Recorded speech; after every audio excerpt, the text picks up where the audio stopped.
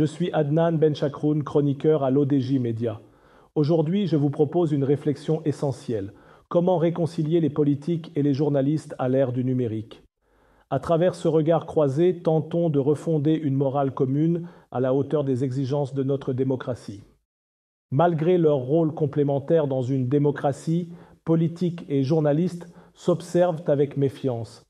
Les premiers voient souvent les seconds comme des procureurs et les seconds suspectent les premiers de fuir la vérité.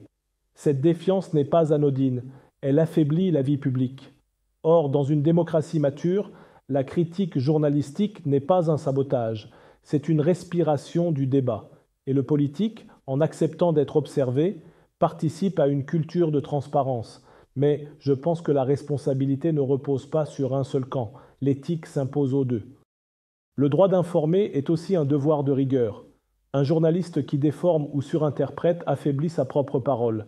Inversement, un responsable public qui refuse la critique manque à son devoir de redevabilité.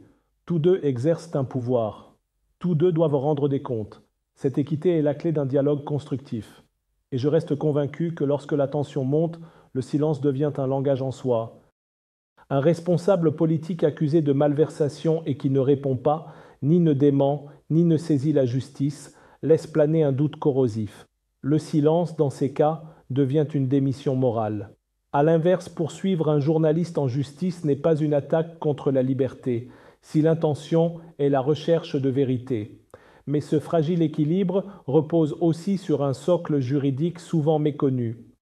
Trop souvent, les litiges sont portés devant des tribunaux pénaux, oubliant que la loi sur la presse au Maroc encadre déjà ces situations.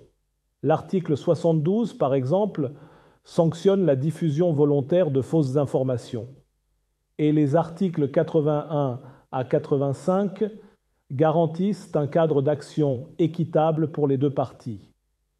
Ignorer cette loi, c'est menacer l'état de droit. Mais aujourd'hui, un nouveau protagoniste s'est invité dans ce théâtre, le youtubeur politique. Les réseaux sociaux ont brouillé les repères. Certains youtubeurs politiques jouent un rôle de lanceur d'alerte. D'autres sombrent dans le populisme ou la désinformation. Ils ne sont ni journalistes, ni tout à fait hors jeu. Leur influence est massive, mais leur responsabilité reste floue. Il est donc nécessaire de réécrire certaines lois, non pour censurer, mais pour adapter. Alors, vers quelle morale commune pouvons-nous tendre? Il est temps d'instaurer une morale politico-journalistique. Pas une morale punitive, mais une éthique partagée fondée sur le respect mutuel, la transparence et la responsabilité. Politiques et journalistes ne sont pas ennemis. Ils doivent se considérer comme des partenaires critiques au service d'un bien commun, la vérité démocratique. Merci de m'avoir écouté. Si nous voulons bâtir une démocratie forte, il nous faut une presse libre et des responsables politiques ouverts à la critique. Rendez-vous très bientôt pour une nouvelle chronique sur l'ODJ Média.